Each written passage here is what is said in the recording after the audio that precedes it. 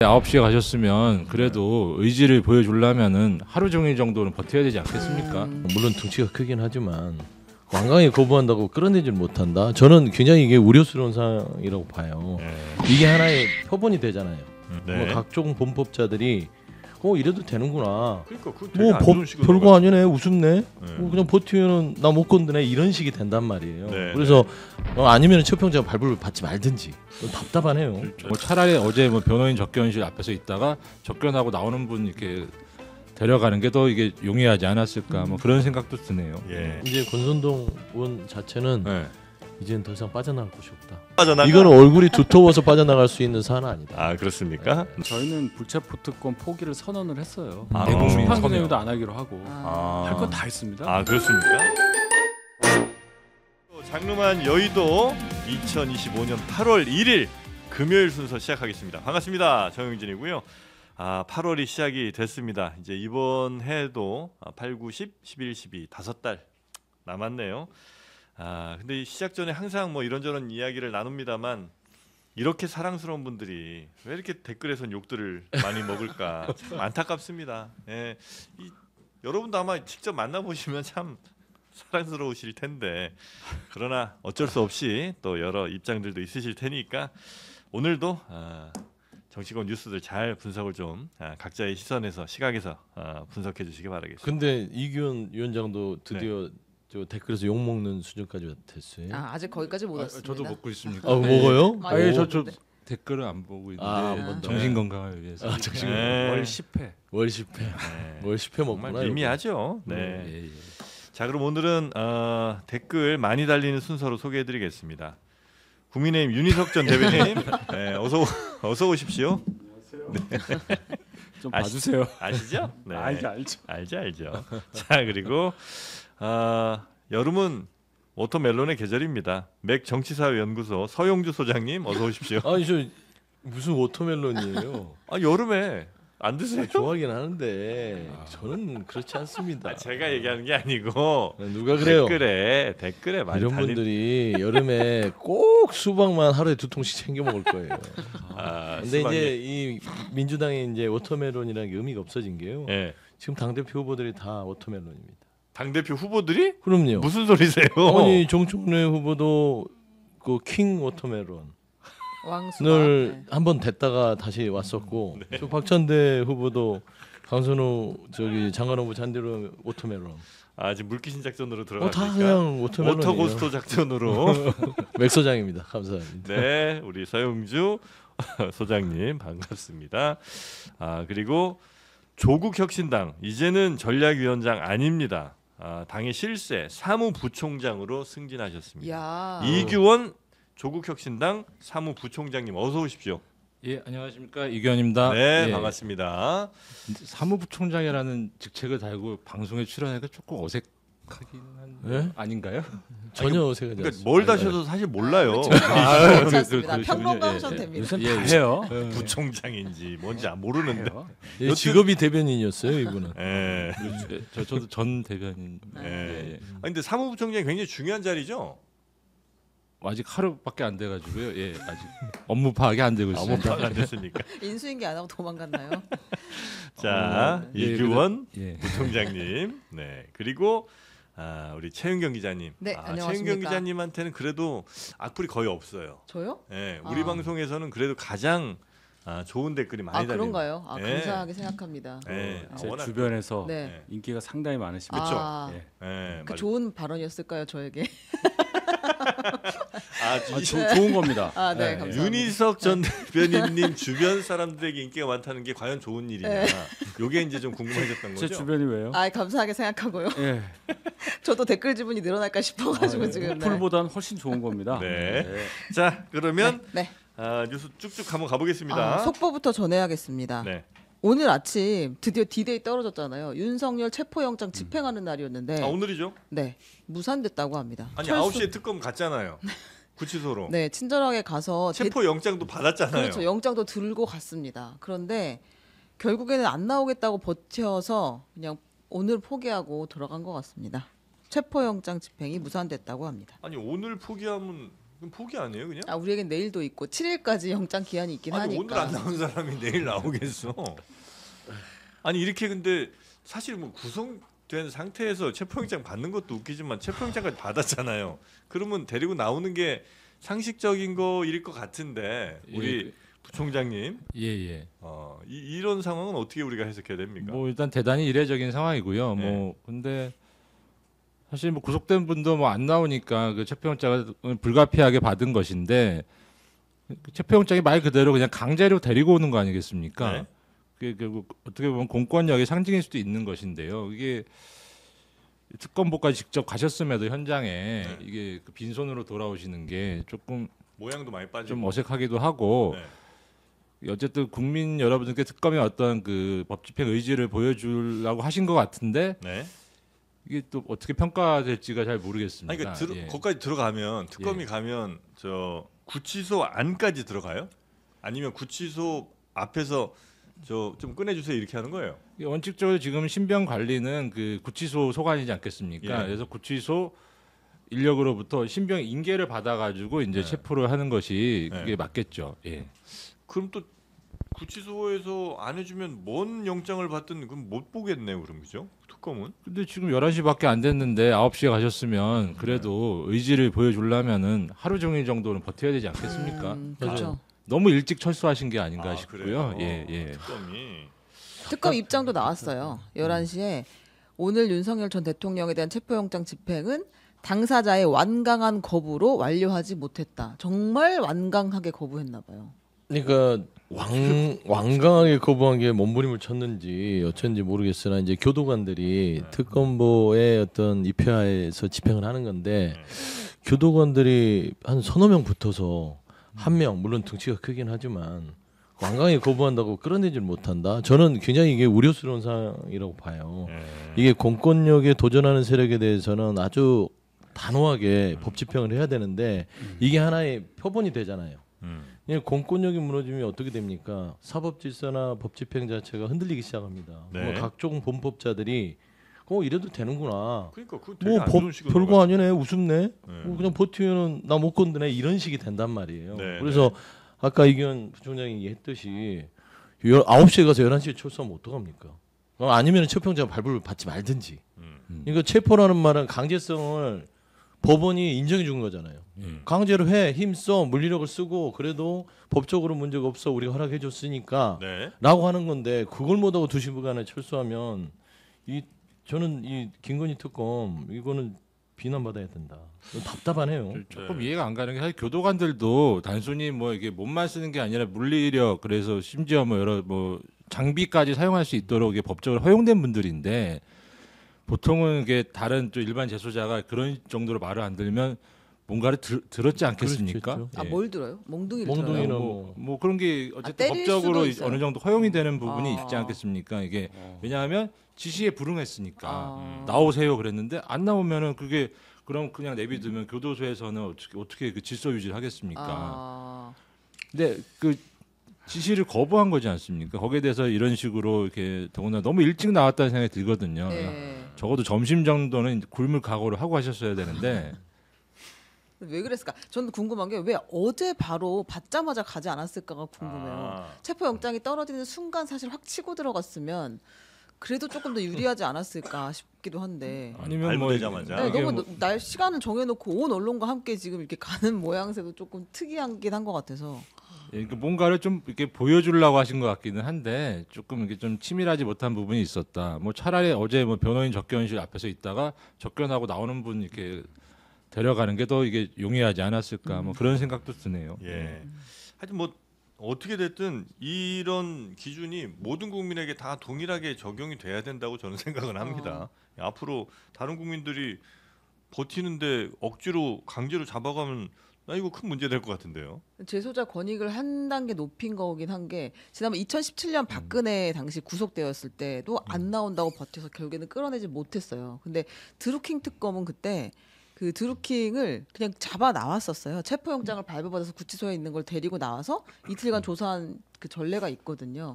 근데 사람에 따라 좀 적용이 달리 되고 있는 상황인 거는 맞는 것 그거는 같습니다. 이게 좀 문제가 있죠. 예를 들어 다른 재소자들이 지시에 불응했을 때 뭐 뭔가 이제 제재를 가하려고 해도 뭐 저 경우는 이랬는데 왜 나한테는 왜 그래요라고 하면 할 말이 없거든요. 행정은 선례가 중요하기 때문에 네. 설명이 안 되지 않습니까? 예. 네. 여튼 윤석열 피의자를 못 끄집어냈다. 김건희 특검이죠? 네, 그렇습니다. 네. 네. 알겠습니다. 자, 다음 뉴스 넘어가 보겠습니다. 네. 그리고 어제 그 민주당에서 3대 특검 종합 대응 특위가 구치소를 찾아갔습니다. 아, 예. 네, 찾아가가지고 도대체 구치소에서 윤석열 피고인은 어떻게 지내고 있는 거야? 라고 얘기했거든요. 4페이지입니다. 근데 이제 여기서 구치소장을 앉혀놓고 계속해서 물어봅니다. 그 당시 상황이 어떤지, 지금 어떻게 살고 있는지, 다른 특혜는 없는지 계속 물어보는데 이런 그 건강 상태에 대한 질문에 대해서 의무과장이 얘기를 합니다. 자기가 봤을 때 조사나 재판에 가고 이런 데 있어서 큰 문제점이 없어 보이긴 한다. 왜냐면 윤석열 지금 측에서 굉장히 힘들다, 실명 위험이 있다라고 하면서 소명 자료까지 냈다고 하니까.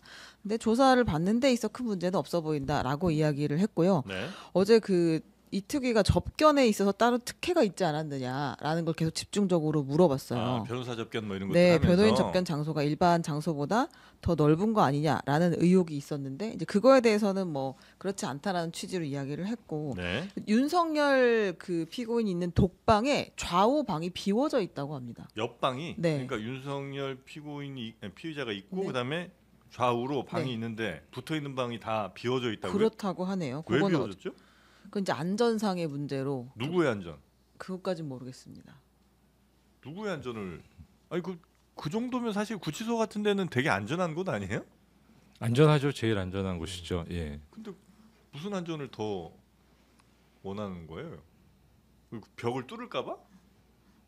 그러니까 뭐 뭔가 좀 뭐 그런 좀 특별한 상황이 있을 경우에 대비해서 일단 비워놓은 것이 아닌가 싶기는 한데요. 그 뭐 특혜라기보다는 좀 뭐 교정 당국에서 뭔가 만약의 경우를 대비한 뭐 조치가 아닌가 싶습니다. 예, 그것까지 문제 삼기 좀 어려워 보이긴 하는데. 근데 지금 구치소가 되게 좁다면서요? 과밀 수용? 과밀 수용. 엄청나게 과밀 수용이죠. 근데 옆방은 비워줄 정도는 돼요? 와, 나 여러모로 참 신기한 일이네. 아니 그냥 여러모로 민폐예요. 그러니까 옆방을 비운 만큼 그만큼 누군가는 더 과밀 수용이 되고 있겠죠. 그렇죠. 지금. 자, 이해하기 어려운 일이 참 많습니다만 여튼 이런 일들이 지금 그 구치소 내에서 벌어지고 있고 그 말 나온 김에 구치소에 근데 저 독방 쓰는 게 되게 어려운 일인 모양이에요. 굉장한 특혜라고 할 수 있는데 네? 실제로 3일 전에 무슨 일이 있었냐면 서울 경찰청이 구치소를 압수수색하고 확인을 했는데 조폭 2명이 예. 독방을 달라라고 하면서 교도관에게 2천만 원을 건넸다는 거예요. 그 돈을 받은 교도관 직위 해제가 됐고 알고 보니 스토리를 굳이 다시 구성해 보면 이 조폭들은 1억 원을 넘긴 것 같고 브로커가 이제 2천만 원을 교도관에게 주고 고가의 식사 접대도 하고 나머지 돈은 아직 어디 갔는지 확인되지 않았으나 네. 그 대가를 받고 결국엔 독방 배치가 됐다. 이런 지금 이야기가 나온 상태거든요. 그러니까 교도관한테만 2천 먹여서 독방에 보내긴 쉽지 않을 거 아니에요. 그쵸, 사인하는 위에 결제 라인들이 있는데 어쨌든 독방 가는 거를 이제 오케이 해준 사람들도 조사를 받기는 받겠죠. 이게 통상 그런 좀 방 배정이나 네. 좀 방 배정이 사실은 단순히 뭐 몇 명 숫자가 중요한 게 아니라 좀 사고가 안 나게 여러 가지 좀 전체적인 거를 검토해가지고 이게 배정을 하지 않겠습니까? 네. 그래서 주로 보안과장이라는 분이 그런 역할을 하는데요. 저도 예전에 수사하면서 이게 교도소 근무하시는 분들이 이게 돈을 받고 좀 여러 가지 편의를 봐주는 사건을 제가 수사를 한 적이 있는데 예. 그래서 딱 수사를 마치고 이제 보고를 들어갔더니 이분들이 하시는 얘기가 다 그거던데요. 영장은 치지 말아줘. 이게 왜 그러냐? 들어가야 되니까. 왜냐하면 그 교도소도 네. 그 어쨌든 법무부 장관 밑에 있는 교정본부 산하에 있는 거 아니겠습니까? 네. 그래서 법무부 장관 기준으로는 교도소 직원들도 같은 식구인 겁니다. 그러니까 뭐 구속을 한다든지 하면은 그 법무부 장관이 유쾌하게 생각하지 않는다. 그래가지고 뭐 구속은 웬만하면 하지 말자 뭐 그런 취지의 방침을 들었던 기억이 납니다. 예. 근데 생각보다 그 수사 과정에서 제가 여러 가지를 접해봤는데 조금 좀 문제가 많이 있더라. 뭐 그 정도 인상이 있었습니다. 네, 예. 그 교도소 같은 경우는 뭐 굳이 따지면 하여튼 뭐 군대나 이런 데처럼 우리 보통 사람들이 접근하기가 쉽진 않은 곳이다 보니까 그래서 아마 이런 비리들이 설령 있더라도 밖으로 잘 드러나지 않고 뭐 이런 일들이 좀 있는 것 같긴 한데 야, 이번 기회에 좀 교도소들도 한번 저 구치소 이런 시설들도 한번 점검 좀 해봐야 되겠네요. 돈 받고 무슨 조폭이니 뭐 돈 많은 사람들은 그럼 그 안에서 되게 편하게 산다는 거 아니에요 지금? 좀 일 봐주는 그런 역할을 이제 해주는 브로커들이 그 밖에도 있고 안에도 있고 뭐 비교적 흔한 특히 뭐 재벌들 같은 경우는 좀 그 생활이 굉장히 익숙하지 않잖아요. 그러면 좀 이렇게 밖에 있는 브로커를 통해서 또 안에 있는 사람을 통해서 여러 좀 편의를 봐주는 뭐 그런 역할을 하는 사람들을 또 이게 고용하는 것으로 알려져 있습니다. 아니, 그 생활 익숙한 사람들이 익숙하지 얼마나 않습니다. 있어. 저희도 잘 모릅니다. 자주 가는 사람들 말고는. 자, 여튼 지금 구치소에 그 민주당의 3대 특검 종합대응 특위위원들이 또 방문했었고 네. 그 구치소 관련된 사람들에게 여러 뭐 취재들도 좀 한 것 같은데요. 그 내용들도 아마 계속해서 좀 나올 걸로 보고요. 네. 또 우리 이제 관세 이야기를 원래 먼저 하려고 했었는데 네. 이거 갈까요? 좋습니다. 관세는 뭐 많이들 어제 이야기 뉴스 들으셨을 텐데 15% 네, 플러스 그리고 3,500억 불. 달러 네네. 플러스 1,000억 달러 LNG 수입 이렇게 결론이 났고 네. 그다음에 소고기나 이제 쌀 같은 거는 끝까지 막기 위해서 애를 썼다. 그러니까 협상의 후일담들이 이제 나오고 있는데요. 네. 이재명 대통령이 이야기했습니다. 협상 진행되는 동안 대통령은 잘 안 보였잖아요. 그러니까 뭔가를 지시한다거나 지침을 내린다거나 하는 뉴스가 없었는데 어쨌든 공개 발언을 자제하면서 이제 국익이 가장 중요하다는 원칙을 계속 이야기를 했다. 그리고 수시로 비공개를 회의를 열고 상황 보고를 받았다. 그러면서도 대통령 발언에 이 악영향을 줄까 우려돼서 전략적 침묵을 택했다라는 게 대통령실의 입장이거든요. 네. 요 얘기는 한번 들어보겠습니다. 이빨이 흔들려가지고 사실은 내가 말을 안 해서 그렇지. 가만히 있으니까 진짜 가만히 있는 가만인 줄 알고 말이에요. 말을 하면 악영향을 주니까 말을 안 한 거예요. 오리가 물살에 떠내려가지 않기 위해서 우아한 자태로 있지만 물밑에서는 얼마나 생 난립니까? 네, 뭐 그쵸. 뭐 겉에서 보기엔 잘 모르는 사람 보기에는 그냥 뭐 가만히 있는 것 같긴 하더라도 그 안에서 굉장한 많은 노력을 했을 거라는 건 뭐 충분히 추측할 수는 있을 것 같은데 상당히 이번 협상에서 고민 내지나 하여튼 신경 쓴 게 굉장히 많았다 이런 정도 취지라고 생각하면 되겠군요. 네, 그렇습니다. 근데 이번 협상에 대해서는 평가가 뭐 약간 뭐 늘 갈리긴 합니다만 혹시 국민의힘 야당 쪽에서는 어떻게 좀 평가하시는지? 저는 그래도 네. 시한을 넘기지 않고 타결을 했다는 점에서 잘 됐다고 생각해요. 댓글 반응은 별로 안 좋습니다. 그럼 좋다고 하면 어떻게 해? 말하면서 욕을 바가지로 먹는데 네. 뭐 그 정도 평가는 해야죠. 아니 솔직하게 생각하시기에 이 정도면 뭐 나쁘지 않은 정도의 비제로는 되는 것 같아요. 어. 근데 여기 지금 밑그림에도 잘못 나왔잖아요. 한국산 제품 상호 관세가 25에서 15가 됐다. 0에서 15가 된 거죠. 0에서 네. 15. 아, 자동차 품목 관세도 0에서 15가 된 거고. 그러니까 근데 이제 우리의 기준을 트럼프가 말한 걸로 잡을 것이냐, 자꾸만 기존으로 잡을 것이냐. 그렇게 보면 안 된다는 건데 네. 어쨌든 뭐 쌀도 막았고 뭐 소고기도 막았고 인정합니다. 인정하는데 이 디테일에서 자동차 같은 게 그 자동차 하나만으로도 우리 대미 수출의 한 25에서 30%를 차지해요. 근데 여기 이제 0에서 15가 붙는데 다른 나라는 똑같지만 2.5 받던 나라가 15가 됐으니까 우리가 조금 더 불리하다. 거기에 더해서 철강에 대해서 50%가 붙어요. 네. 이걸 못 막았어요. 음. 그러면 우리 제철소에서 생산한 철판을 사용해서 자동차를 만들게 되면 네. 거기에 그게 들어간다는 얘기예요. 이런 거 하나하나가 좀 아프다. 그다음에 저는 요거를 더 봐요. 3,500억 달러 우리 투자라고 그랬잖아요. 근데 김용범 실장이 일본은 5,500억, 우리 3,500억이라 굉장히 우리가 많아 보이지만 경제 규모가 2.5배 차이 나니까 네. 따지고 보면 2,000 정도라고 생각하면 된다. 1,500억은 우리 주도로 미국 조선에 투자라는 거니까 이렇게 말씀을 하셨는데 그럼 그 돈은 우리 돈이 아니냐. 우리 외환보유고가 4,000억 정도밖에 없는데 네. 2,500달러를 분리해서 일본에 비교해서 우리가 협상을 잘했다라고 협상 주무 담당자는 얘기할 수 있어도 국민께 그렇게 얘기하는 것 자체는 좀 문제가 있다. 이 정도까지만 제가 생각해봤습니다. 알겠습니다. 네. 네. 이 정도면 저는 무난히 잘했다라고 평가하기보다는 네. 대단히 잘했다. 대단히 잘했다. 네, 대단히 잘했다고. 대단히 잘한 거는 어떤 거? 일단 쌀 소고기 막았다. 이거 초겹성 막았고요. 네. 뭐 자동차도 이제 여러 가지 품목에서 우리가 자꾸 이제 한미 FTA에 대한 제로 베이스에 생각하는데 그거는 네. 이제 노무현 대통령부터 시작됐던 부분에서 네. 이 협정을 깬 건 우리가 아니라 트럼프 대통령이잖아요. 트럼프 대통령이 대한민국만 타켓을 한 게 아니라 전 세계를 상대로 지금 돈 내. 그리고 미국한테 잘 안 보이면 관세 때려 이런 네네네. 상황이기 네. 때문에 좀 포괄적인 외교 상황이다. 그러니까 뭔가 서로 간에 좀 더 품격 있는 외교가 아니라 거의 뭐 이게 조금 거의 삥 뜯기는 수준. 그런 느낌이에요. 네. 그런데 한국이 지금 현재 있어서 3,500달러 중에 2,000억 달러 정도를 실질적으로 미국에 투입하는 거고 1,000억 달러는 조선 관련해서 협력 편도로 가는 거기 때문에 요거는 우리 조선업에 대한 여러 가지 건조 부분들이 실물로 남아 있고 네네.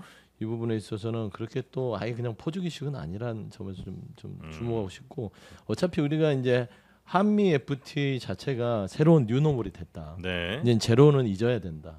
이제 잊어야지 어떡하겠어요. 그 협정은 살아 있으나 트럼프 시대에서는 이게 그런 부분들이 보고는 불가능하고 사실과 이제 조금 저도 자동차 부분들이 아쉬운 부분으로 좀 남긴 하는데 네. 자동차가 제로가 아니었어요. 원래 2.5%의 관세를 가지고 있었고 어디가요? 자동차 부분에서는 부과가 되고 있었습니다. 우리나라? 예, 우리나라. 그런가요? 예, 그렇습니다. 0 아니에요? 아니요, 2.5. 2.5? 기본 확인해 기본이? 주시죠. 아, 우리나라도. 예, 우리나라도 자동차 일본도 그 정도 예, 했었잖아요. 그래서 거기다 12.5%를 추가를 해서 15%가 됐기 때문에 조금만 더 낮췄으면 어땠을까 하는데 이 부분도 조금 아쉬운 대로 우리가 자동차에도 관세를 적용받았다고요? 그것만 2.5. FTA가 있었는데 네, 그래요? 그렇습니다. 그럼 일본하고 똑같았던 거네. 그렇습니다. 네, 이건 또 새로운 사실이긴 한데, 자, 하여튼 이번 협상에 대해서 그래도 비교적 이 정도면 선방했다고 이제 보시는 경우가 좀 많은 것 같은데 안철수 의원은 생각이 좀 다른 모양이에요. 아, 네. 그러니까 안철수 의원이 아쉽다라고 평가를 했는데 평가야 이제 당연히 아쉽다고 할 수 있는데 네, 그 뒤에 말이 있습니다. 한덕수 전 권한대행에게 맡겼으면 일본보다 더 관세를 낮출 수 있었을 텐데 민주당이 한덕수 대행을 탄핵하는 바람에 곧바로 협상할 수 없었다라고 지적을 했습니다. 한덕수 전 총리, 그러니까 전 권한대행에게 맡겼으면 지금보다는 더 좋은 결과가 나왔을 것이다. 이거 동의하기가 조금 쉽지 않은 분들도 많으실 텐데 혹시 이규원 부총장님께서 어떻게 보십니까? 논평할 가치를 찾지 못하겠습니다. 네. 네. 질문 걷어드립니다. 그러면. 두 분 다 경제학 전공이시니까 네. 한 말씀 하세요. 두 분이 경제학 경영학 전공이시구나. 전공이시잖아요. 네. 경제학이 낫지. 여튼 한덕수 전 네. 권한대행에게 맡기는 게 뭐 가능치도 않았을 뿐더러 네. 왜 더 나을 거라고 생각하는지 잘 모르겠습니다만. 한덕수 뉴스 다음에 나오니까 거기에 네. 연결 한번 해보겠습니다. 알겠습니다. 네. 쌀과 네. 소고기를 지킨 거는 우리 협상단도 대단히 노력을 많이 한 것 같고, 근데 그게 꼭 경제적인 어떤 것도 있겠습니다만 정서적인 이 부분을 굉장히 중요시하게 아마 생각을 한 것 같아요. 그렇죠. 우리 입장에선 그렇죠. 그러니까 그렇죠. 준비도 예. 많이 했다는 거 아니에요. 예. 뭐 광우병 뭐 사진 사태 같은 당시에 것도. 사진에서 이건 안 네. 된다. 30개월령 이상 들어오면 안 된다. 이거 막느라고 정권이 넘어갈 뻔했다. 막 얘기를 했을 거예요. 네. 근데 미국 입장에서는 별로 금액이 안 크거든. 오케이 하고 넘어갔을 거란 말이죠. 이걸 또 뭐 잘했는데 이걸 앞에 두고서 뭐 어떻게 했다 얘기하는 거 없어 보여요. 제가 어저께 저녁에 사실은 그 네. 전농 그 전국 농민 네네네. 연합회 관계자분하고 저녁 자리가 있었어요. 오. 우연히 좀 오래전에 잡힌 자리였는데 네. 그분 말씀을 들어보니까 어제 아침에 전농에서 전국적으로 이제 피켓팅을 계획했었다는 겁니다. 이게 피켓팅 피켓 주요 내용은 뭐 그렇겠죠. 뭐 쌀 소 뭐 양보하면은 네. 이재명과 농민 사이에 더 이상 평화는 없다. 뭐 네. 그런 수준으로 트랙터 피켓팅을- 올라온다. 네, 예. 이게 피켓팅을 준비해가지고 갔는데 이게 뉴스를 보니까 이게 빠졌다는 겁니다. 그래서 네. 이거 들고 갔는데 어떻게 해야 될지 머쓱하게 됐구나. 되게 고민하다가 그냥 건성건성하고 왔다는 거거든요. 예. 제작은 완료해서 진짜 와 있었던 거예요. 예, 들고 실제로 나갔었는데 좀 되게 좀 민망한 상황이 돼가지고 그래서 네. 그 얘기하다 보니까 그런 결론에 도달했습니다. 적어도 이재명 정부가 일은 참 잘한다. 그래서 농민 대표분들도 여기 예. 굉장히 흡족해 하셨다. 평가합니다, 저도. 예. 네네네. 알겠습니다. 자, 하여튼 우리 협상단은 쌀과 소고기 부분에 있어서는 굉장히 좀 신경을 좀 많이 썼던 것 같고 다른 부분도 뭐 신경 많이 썼겠습니다만 그래서 네. 협상 시한 기한 만료 전에 그래도 여야에서 아주 못한 건 아닌 평가 정도가 나온 거니까 그 정도는 꽤 선방했다 이렇게 평가한다. 예, 판단하고 쳐다봐요, 그렇게 답답하게. 눈치 좀 네. 몇 번을 얘기를 해. 자꾸 그거 확인 받으면 댓글이 안 좋게 달린다. 아, 욕을 너무 많이 먹어가지고. 아, 네. 너마저 뭐 이러더라고. 나 참. 네. 자, 하여튼 요 협상 관련된 소식은 요 정도 네. 이야기하고요. 다음 소식으로 넘어가겠습니다. 네, 그 계엄 당시에 언론사 단전 단수를 지시한 혐의를 받고 있는 이상민 전 행안부 장관이 구속됐습니다. 법원은 증거 인멸의 염려가 있다라고 하면서 특검이 주장한 구속 필요성을 인정했습니다. 이렇게 되면 다음 수순은 아마 한덕수 당시 총리가 되지 않겠냐라는 이야기가 나오고 있습니다. 네. 사실 이상민 전 장관 구속 소식도 꽤 컸는데 이제 다른 소식들이 워낙 크다 보니까 약간 좀 묻힌 느낌도 없지 않아 있습니다만 하여튼 이상민 구속되면 그러니까 김용현 됐고 이상민 됐고 다음은 한덕수 이렇게 아마 갈 이게 수순으로 되겠죠. 예, 보이는 게 맞는 것 같고요. 혹시 다른 장관들은 좀 얘기 나온 사람은 없습니까? 그 당시 뭐 국무위원 가운데 꽤 중요한 역할을 법무장관. 법무장관이랑 그때 네. 회동 안가회동이 또 누구 있었죠? 법제처장. 이완기 법제처장. 그 두 사람에 김주현 대해서도 민정수석. 지금 아마 좀 구속영장. 검토를 하고 있는 것으로 알고 있습니다. 근데 사실 이상민 전 장관하고 한덕수 전 총리의 공통점이 있죠. 네. 거짓말쟁이죠. 그러니까 결국엔 CCTV가 이들을 입증해 버렸잖아요. 세상에 그러니까 이상민 전 장관은 실컷 초능력을 발휘해서 단전단수로 봤을 뿐인데 네. CCTV에는 문건을 그냥 아예 손으로 들고 있었고 한덕수 전 총리도 자기는 그냥 국무회의도 아니었고 거의 윤석열 전 대통령 근처도 안 간 것처럼 얘기를 했는데 집무실에 네. 몇 시간씩 있었고 뒷주머니에 있었던 포고령 자체가 손에 들려 있는 것들이 이제 CCTV에 나오니까 이거는 영장 발부해야죠. 네. 그러면 최상목 전 부총리는 조용하네요. 그분은 뭐 크게 걸릴 게 없나? 글쎄요.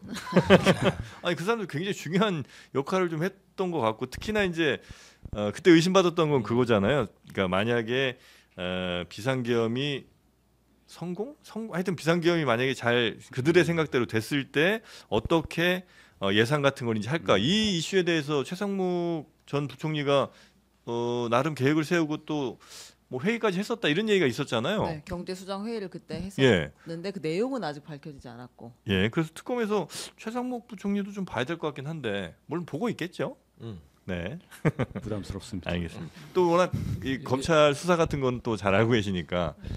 네. 예, 그 제가 그 뭐 다른 방송에서 예언 비슷하게 다음에 이상민 그 다음에는 그 한덕수 정도는 뭐 이게 수순 아니겠느냐. 그리고 좀 이게 국회 쪽에서는 이제 추경호 정도는 좀 추경호. 불가피하지 않겠느냐. 예. 그 정도 얘기는 드린 바가 있는데요.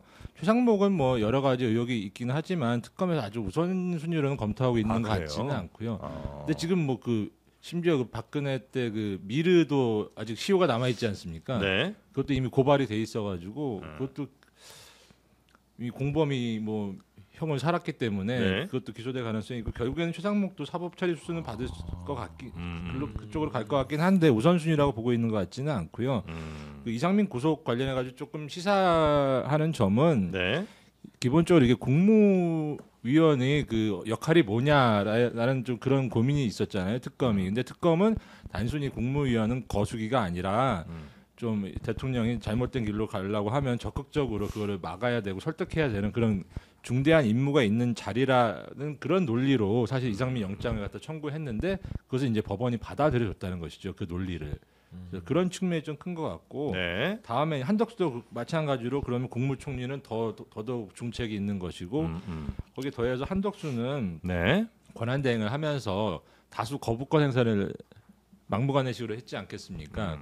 심지어 뭐 특검법도 거부권 행사했기 때문에 그 부분도 직권남용으로 여러 고소 고발이 있고 특검에서 검토하고 있는 것을 알기 때문에 그거 네. 합쳐져 가지고 결국 신병처리 수순으로 갈 것 같습니다. 네, 네, 네.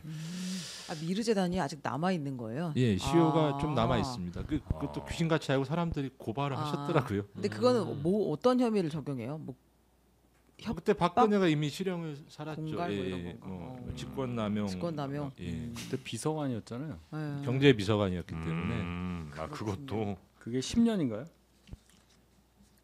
근데 그 공범이 재판받고 있는 하니까 동안은 또 그다음에 정지가 되기 정지되고. 때문에 그렇게 따지면 1년 조금 더 시효가 남은 것으로 알고 그래요? 있고 근데 원래 최상목은 그때 처벌을 받았어야 되는 건데 네. 그때 안 받았구나. 뭐 희한하게 그때 당시 수사팀 윤석열 팀에서 최상목만 살짝 빼준 거거든요. 괜한 말을 했네 제가. 아니 그때 그 처벌을 받았어야 될 사람이 근데 어떻게 더 높은 자리에 갔느냐? 예, 그 처벌을 뭐 어떻게 피할 수는 있었더라도 처벌 피한 것까지는 그렇다 치고 어떻게 경제부총리라고 어떻게 대통령 권한대행을 거기까지 가요? 그러나 뭐 그런 네. 일은 이미 벌어진 거니까 어떻게 그렇습니다. 갔냐는 물어보진 않겠습니다. 네. 자 그리고 저희가 아까 그 통상 관련해서 그 자동차 관세가 한국이 0에서 15로 가고 일본이 2.5에서 15로 간 걸로 저희가 이제 보도 등을 통해서 알고 있었는데 아까 우리 소장님께서 우리도 2.5에서 15 간 게 맞다고 이제 말씀해 주셔서 네. 저희가 이제 조금 확인해봤는데 저희가 언론 기사나 뭐 이런 데 확인하기로는 2.5에서 아니 0에서 15로 간 게 맞는 것 같은데 혹시 아 그래요? 그 자료가 있으시면 네. 알려주시면 저희가 한번 다시 한번 체크해 보겠습니다. 네, 아마 알겠습니다. 우리는 근데 0에서 네. 15로 간 게 맞는 것 같습니다. 그래서 이제 저는 김용범 처음 선수- 알았는데. 예, 저도 뭐 처음 네. 들어봤는데. 잘못 알았나 보네. 김용범 아니 제가 오늘 정치실장이 아침에 얘기를 했었죠. 네, 일본이 네. 이제 2.5에서 15로 간 오케이. 거고. 저도 뭐 기본이 2.5인 줄로 알고 있었는데 네. 고집하지는 않겠습니다. 아, 이거는 네, 조금 예, 확인- 팩트 문제니까요. 네. 처음 정정하겠습니다. 들어봤어요 저는. 저도 처음 들어서 그걸 확인 차원에서 아, 얘기하는 거죠. 네. 자, 일단은 뭐 저희가 언론 보도 등을 교차로 확인해 본 결과는 우리는 0에서 15 그다음에 일본은 2.5에서 15 이렇게 간 걸로 네. 예, 말씀을 드리겠습니다. 자, 그리고 권성동 의원 관련해서 큰 뉴스가 또 터졌습니다. 네, 그냥 아주 간단하게 정리를 하면 네. 지금 통일교의 그 2인자라고 이야기했던 각종 로비에 연루돼 있던 윤영호 세계본부장이 구속이 됐어요. 우리가 모르는 사이에 구속이 됐는데 구속 전에 JTBC와 단독 인터뷰를 했는데 거기서 많은 힌트를 남기고 떠났습니다. 그 윤영호 씨가 그러니까 JTBC랑 단독 인터뷰를 한 거예요. 네, 그렇습니다. 네. 이제 무슨 이야기를 했냐? 통일교 2인자. 네, 그동안 있었던 일들을 쭉 정리해 보면 2022년 3월 22일 윤석열 당시 당선자와 네. 내가 1시간 독대를 했다. 네. 그거를 독대를 주선해 준 사람은 건진이 아니다. 이렇게 이야기했어요. 그동안은 건진법사를 통해서 목걸이도 가고 이제 로비가 갔다고 우리 다 알고 있었는데 그때 독대 연결해 줬던 건 건진이 아니라 윤핵관이다. 이렇게 이야기했어요. 통일교 2인자와 윤석열 당선인을 만나게 독대하게 해준 사람이 네. 윤핵관이다. 네. 어떤 윤핵관이에요? 자, 그거는 이야기하지 않았으니까 네. 우리도 거기까지는 얘기하지 않겠습니다. 네? 그리고 그 앞뒤로 왜 권성동 관련 기사가 배치돼 있죠? 그거는 이제 여러분이 마음속에 잘 생각해 보시면 되고 그렇군요. 그런 예, 이야기를 예, 본인이 예. 하지는 않았기 네, 때문에 네. 네, 그렇고 그다음에 이제 한학자 총재가 세게 도박을 했잖아요. 미국에서 한번. 네네네. 그걸 이제 뒤늦게 경찰이 춘천서 치고 들어온다고 했던 그 정보 수사 정보를 네. 윤핵관이 알려줬었다. 네. 통일교 측에 알려줘서 대비할 수 있도록 네. 했다. 그 누구냐? 여러분이 생각하는 그분입니다. 그 통일교 넘버원이 엄청 뭐 수백억 대 도박을 했는데 네. 그 수사 들어갈 거라는 걸 미리 알려준 사람도 윤핵관이다. 네, 그는 권성동 이제 의원이라고 이야기를 했고, 네. 그 다음에 통일교에서 권성동 의원 측으로 1억 이상 정도의 불법 정치 자금이 건너갔다까지 이야기를.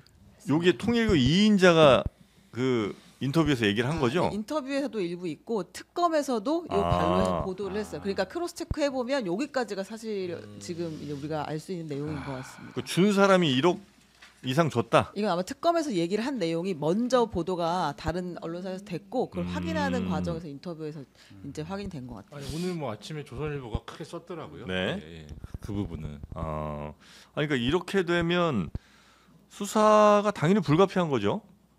아니, 뭐 당연하고요. 네. 근데 권성동 의원은 지금 자기 통일교랑 부적절한 거래는 없었다라고 주장하고 있어요. 적절한 거래는 있었고요. 그러면 저는 이제 부적절을 띄워보면 부적절한 관계도 맺은 적 없어. 그래서 그러면은 부적절을 떼고 어떤 관계도 맺은 적이 없다라는 얘기인데 네. 그러면 권선동 의원 자체가 이 윤모 본부장을 고소 고발해야 되는 거 아니에요? 그러니까 저게 주어가 문제인데 통일교라고 했는데 통일교가 아니라 윤영호로부터 받았다는 얘기를 하는 거 아닌가요? 네. 통일교에 그거 받는 게 아니라 아니라. 윤모 씨, 아. 윤 예, 본부장이라는 예, 예. 개인에게 받았다. 그렇게 생각하고 수도 얘기하면 있는 좀 거고. 말이 편하지 않을까? 이해가 근데 예. 정치인들이요 예. 일단은 돈 문제가 나오잖아요. 예. 딱 잡아댑니다.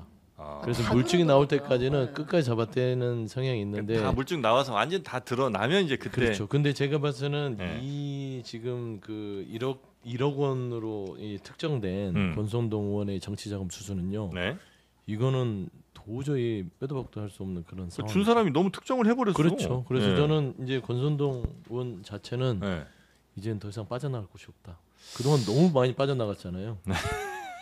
5월 10일에 그 당내에서도 그 후보 교체할 때도 책임도 안 지고 빠져나갔지. 전 제 계좌에 돈인 줄 알았어요. 왜 이렇게 빠져나가나 싶어서. 빠져나가요. 얼굴을 두텁게 하고 빠져나가는데 네, 맨날 빠져나가. 이거는 얼굴이 두터워서 빠져나갈 수 있는 사안은 아니다. 아 그렇습니까? 네. 전에 사실은 그 강원랜드 때도 권성동만 무죄를 받았는데 아. 그게 평가가 좀 여러 가지 견해가 있는데 네네.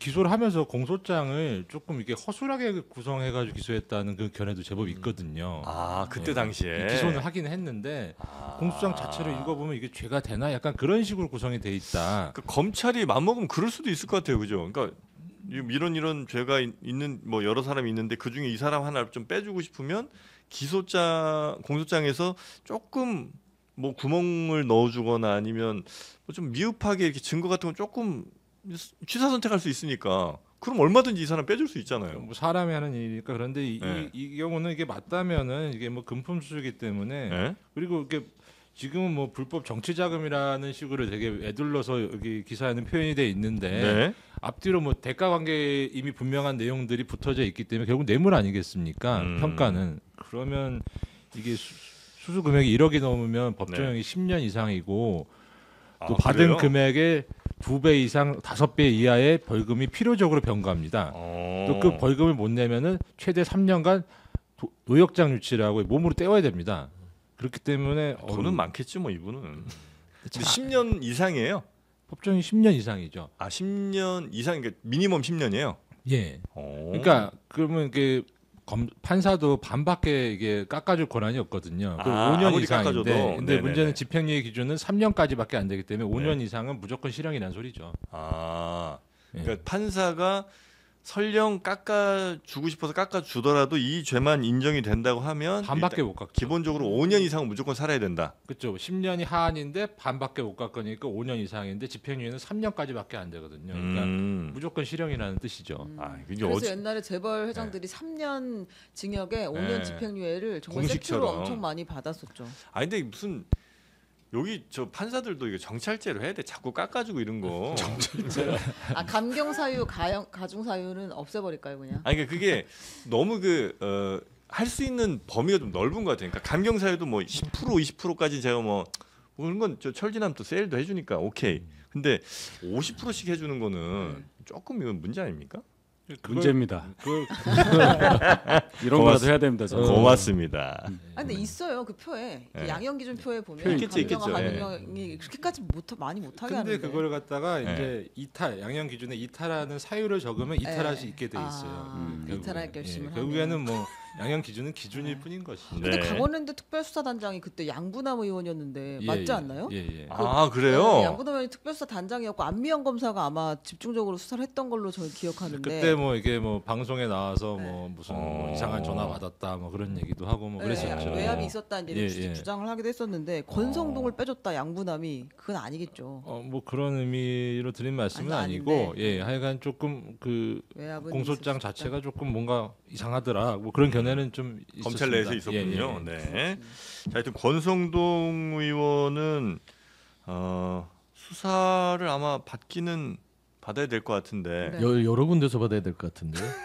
뭐 특검 수사도 좀 있고. 통일교도 네. 있고, 뭐 김건희 특검도 있고 본인 또 특검도 있고 아니 검찰 수사도 있을 거. 네네네. 예. 이 저 만약에 체포동의안 같은 거 오면 되려나 모르겠습니다. 바로 해주죠. 국민의힘에서는 근데 이 국민의힘 의원들의 체포동의안에 찬성하기는 매우 어렵잖아요. 일단 저희는 불체포 특권 포기를 선언을 했어요. 아 그래요? 맞다. 맞네. 아 모든 의원들 맞네요. 누가 오든 아, 우리 다 그게 선언했으니까. 국회의원 특권이라고 이야기. 그게 다 서명도 네. 하셨습니다. 그래요? 예, 대국민 출판 서명. 기념회도 안 하기로 하고 아. 할 건 다 했습니다. 아 그렇습니까? 네. 그때 이제 이재명 대표 지금 음. 대통령 된 이재명 대표의 네. 그 체포동의안 부분들을 네. 압박하기 위해서 또 불체포 특권 그때 썼던 거예요? 국민의힘에서도 쓰고 한참 그랬어요. 우리는 다 썼는데 아픈 기억입니다.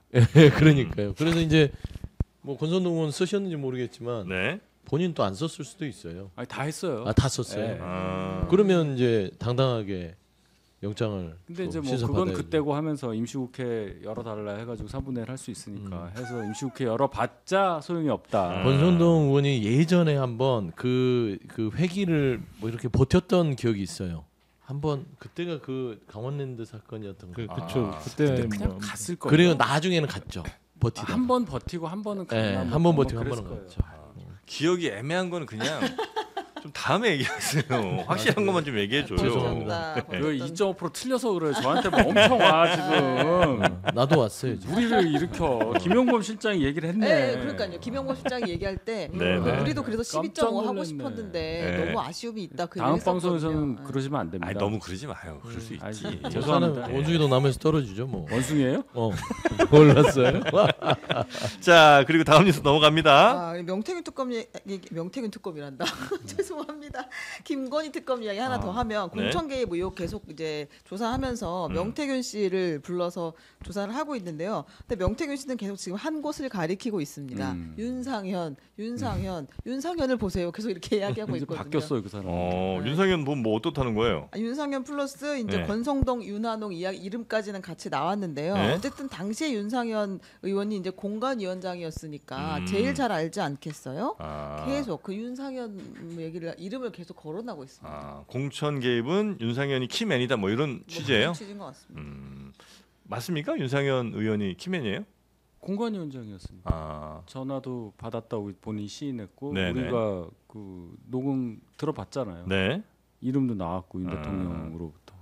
그럼 이제 윤상현 의원이 대통령으로부터 지시 내지는 부탁을 받고 김영선 공천 주고.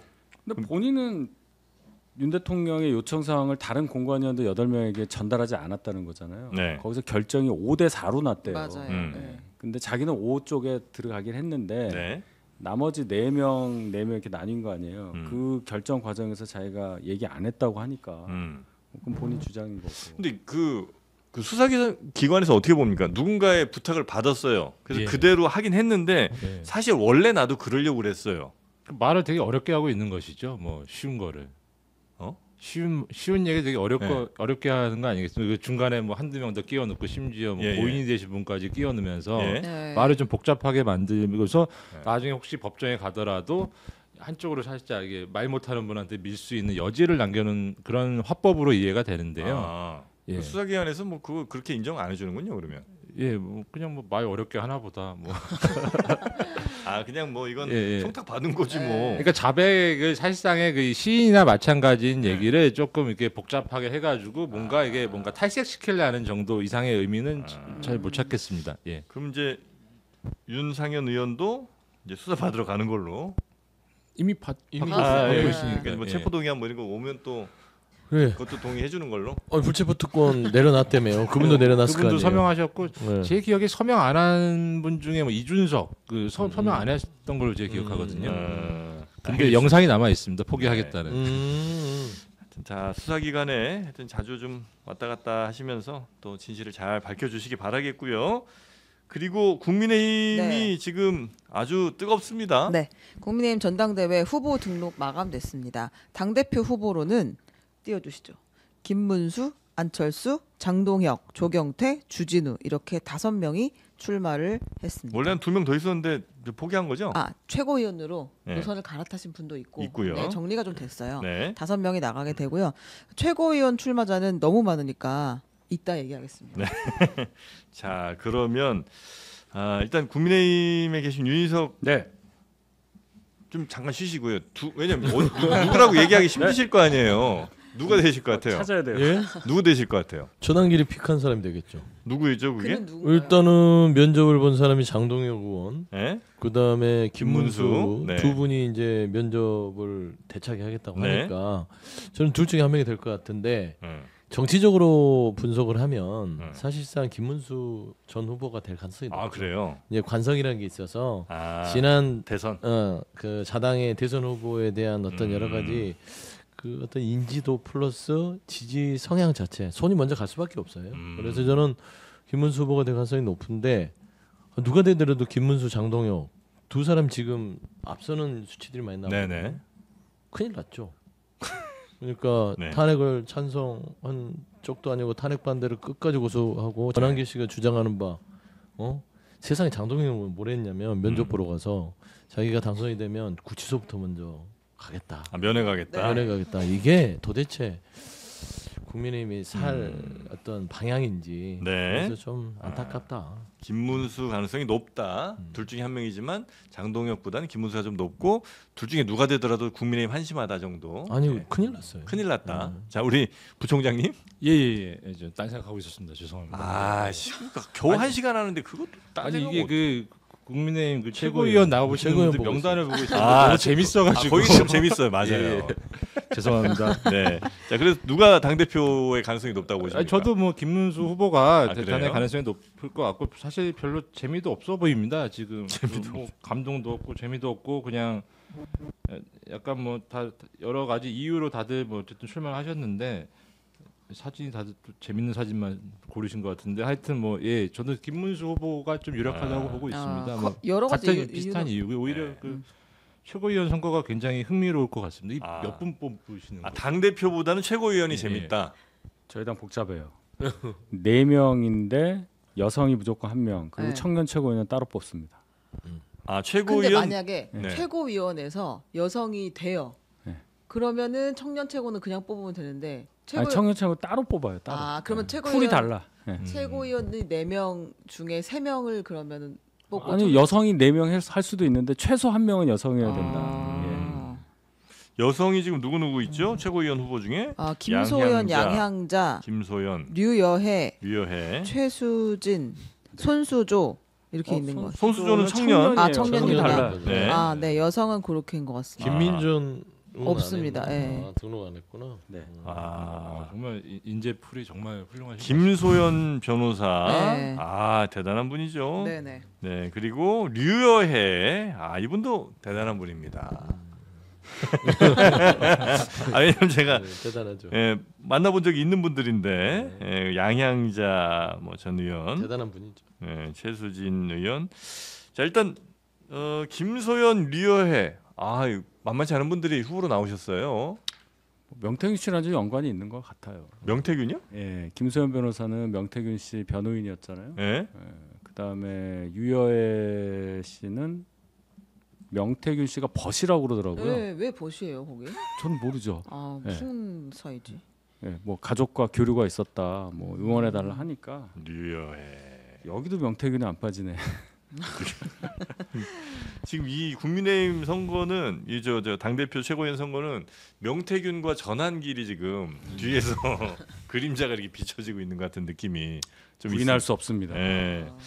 여튼 최고위원이 누가 되든 굉장히 아주 흥미진진한 네. 느낌은 좀 있습니다. 네 유력한 사람 한번 뽑아보세요. 일단 네. 김재원 최고위원 전 최고위원은 뭐 최고위원 나오면 무조건 되니까. 그냥 최고위원이에요. 네, 네. 직업 최고위원이잖아요. 수석 정치인으로서 네. 이분은 최고위원을 하기 위해서 태어난 사람 같아요. 정말 최고예요, 최고. 그냥 한 번도 안 최고위원만 해요. 최고위원 그렇게 그냥 태어난 최고를 좋아하시는 것 같고. 네.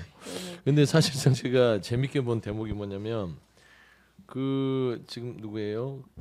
저기 김소연 네, 김소연 변호사. 이분이 저는 갑자기 원래 예전에 민주당에도 좀 있었던 분이고 네. 예전에 대전. 박범계 네, 의원님하고 박범계 좀 의원하고 인연이 좀 있었죠. 트러블이 있었다가 그렇죠. 예. 왔는데 또 이분이 이준석 의원하고 또 이게 앙숙이에요. 아유 악연이 좀 있죠. 알죠?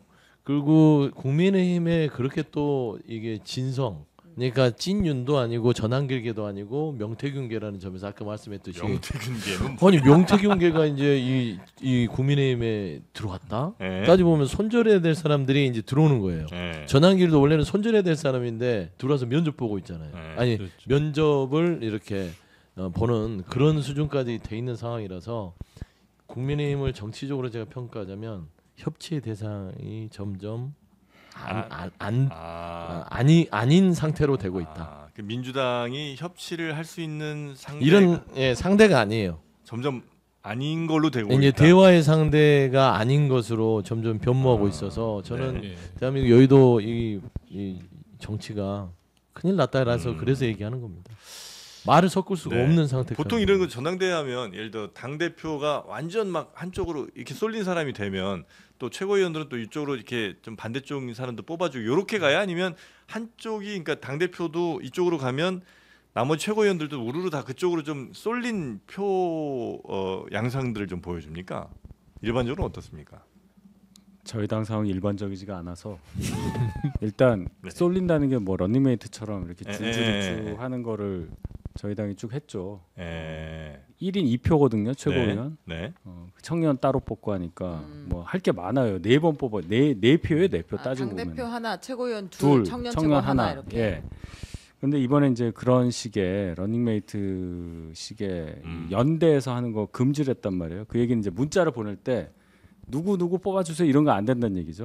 그러나 암묵적으로 알죠. 네. 그래서 당 대표 보면은 뭐 김문수 후보가 많이 앞서는 걸로 보이고 대신에 이 최고위원 구성은 좀 변화가 있을 걸로 보여요. 일단 김문수 후보하고 같이 뛸 사람이 없어요. 김재원 최고 외에는. 그렇죠? 그리고 네. 뭐 장동혁 의원이 뭐 친윤에서 민다고 하는데 얼만큼 세게 미는지도 모르겠고 하니까 그래서 최고위원 후보가 이렇게 많이 나왔다. 그러면 얼추 4명 청년 최고는 빼고요. 우재준 의원 될 가능성이 높아 보이긴 하는데 일단 성향이 좀 다르죠. 네. 우재준 의원만 해도 된다는 전제하에. 그다음에 이제 최고위원 4명 중에 여성은 제가 볼 때는 아무래도 양양자 전 의원이 좀 가능성이 높아 보인다. 좀 높아 보여요. 대표하시려다가 내려오신 것도 있고 여러 가지 네. 이미지나 뭐 최수진 의원이 출마하시긴 했는데 뭐 인지도나 이런 걸 봐야 될 것 같고 나머지 그럼 남성 최고위원은 어떻게 됐느냐? 김재원 최고위원이 소위 말하는 굳은자라고 볼 때 그럼 2자리가 남는데 네. 이렇게 보면 김근식 송파병 위원장하고 신동욱 위원 정도 이렇게 생각이 돼요. 희망 사항은 아니고 실제로 유력. 저는 희망하진 않죠, 제가. 근데 보는 거예요. 근데 김근식 이분 그 송파 당협위원장이죠. 네. 이분은 이제 인지도가 있고 네. 나름대로 또 그 국민의힘 내에서 당원들의 투표를 했을 때 또 탄핵 찬성 쪽에서 밀어줄 만한 어떤 인물로 봤을 때는 저도 3위 안에는 들어갈 것 같아요. 그래요? 왜냐면 4명을 뽑으니까 그리고 1인 2표란 말이에요. 네. 1인 1표면은 뭐 또 다를 수도 있는데 1인 2표라는 게 굉장히 큰 변수입니다. 근데 참 걱정은 돼요. 제가 개인적으로 김근식 교수를 알고는 있는데 네. 이 판에 들어가서 혼자 최고위원으로 들어가서. 앉아 있으면 네. 병 날 것 같아요. 아, 그분은 병이 치유될 거야. 그래요? 대단한 전투력을 갖고 계신 분이라. 알겠습니다. 예. 자, 하여튼 그런 정도가 아마 최고위 구성이 되지 않겠느냐는 네. 얘기 있고, 근데 그 전한길 씨가 계속 이렇게 목소리를 높이는 데 있어서 우재준 네. 후보가 또 한 목소리 한 마디 했군요. 이 얘기는 한번 우리가 듣고 네. 가야 될 것 같습니다. 국민의힘 초선 의원이고 대구 지역구에 있는 우재준 의원이 네. 이번에 이제 청년 최고에 출마를 했잖아요. 유일한 이제 현역 의원이기도 한데 이 전한길 선생님에게 편지를 써가지고 올렸습니다. 이거 한번 들어보겠습니다. 선생님 안녕하십니까? 2005년 대구 유신학원에서 한국 지리와 국사 수업을 듣던 제자 우재준입니다. 기억하실지 모르겠지만 선생님께서는 제가 서울대에 합격했을 때 밥을 사주신 적이 있습니다. 제 기억 속 선생님은 그렇게 제자를 아끼는 분이셨습니다. 그러니 선생님, 이제 그만하시면 좋겠습니다. 제자들의 인생을 아끼던 모습으로 이제 그만 돌아가 주셨으면 좋겠습니다. 전한길 선생님 옛날에 잘 배웠습니다. 고맙습니다. 근데 이제 좀 그만하세요. 뭐 이런 선생님 좀 어쩌다 거기까지 가셨어요? 지금 이 말을 하고 싶은 것 같아요. 네. 그렇죠. 우재준 의원이 전한길 선생님이 그만하시라는 이런 메시지를 냈다는 거. 당에서도 이렇게 좀 전한길 좀 그만 좀 해야 된다는 목소리가 소수 있는 것 같긴 하지만 예를 들면 김민수 후보, 그러니까 전 대변인 같은 경우는 오히려 당이 지금 너무 좌경화돼 있다. 국민의힘이. 그래서 지금 정상으로 돌려야 된다. 더 오른쪽으로 가야 된다는 얘기를 하는 거 보면 이런 목소리도 꽤 있는 모양이에요. 제가 얘기를 해야 됩니까? 아니면 안 하셔도 이분에 되는데. 대해서? 하지 말까요? 네, 알겠습니다. 근데 이제 좌경화가 돼 있다는 기준점은 세울 수는 있으나 네.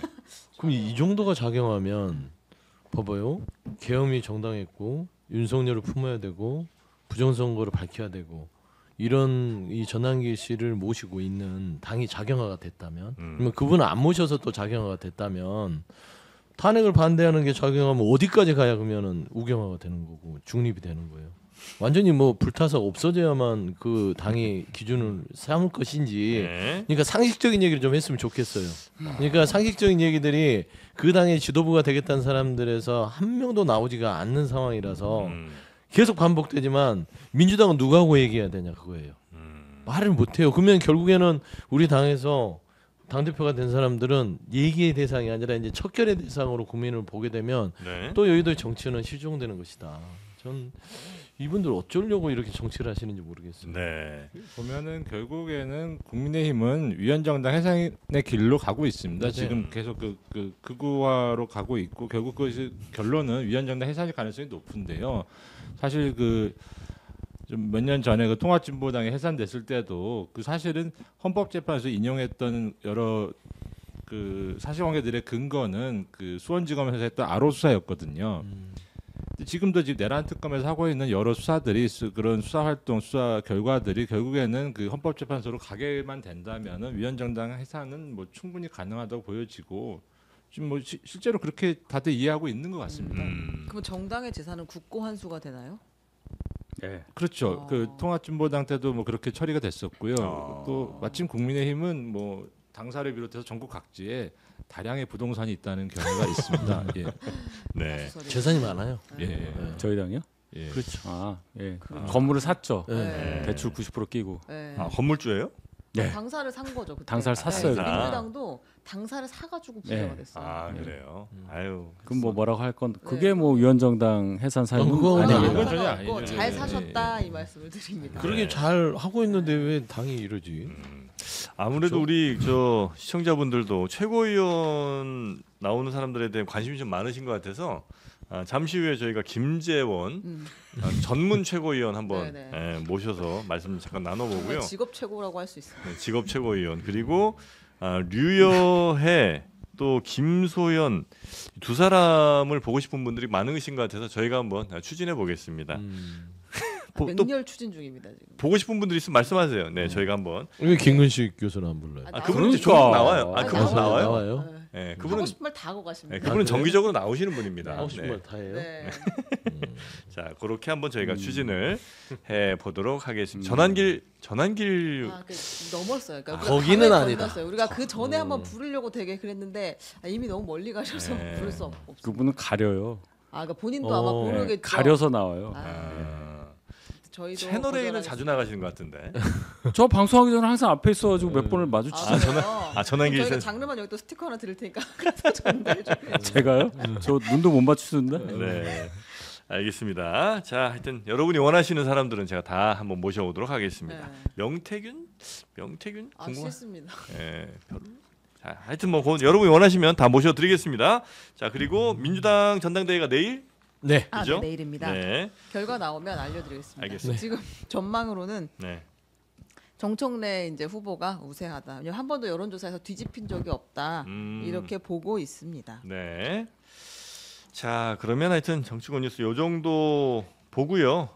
아마 오늘 오시면서 아침 잘 못 챙겨 드셨을까 싶어서 그 또 제 마음이 편치가 않았습니다.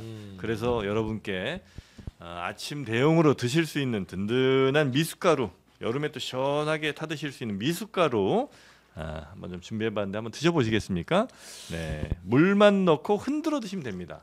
옛날에 뭐 이렇게 미숫가루 해갖고 무슨 쉐이크 뭐 어쩌고 통 사갖고 또 따로 이게 거기서 막 가루만 있는 거. 예, 그렇게 필요가 없이 이게 왜 이렇게 맛있어요? 왜 이렇게 마시는지 저도 궁금합니다.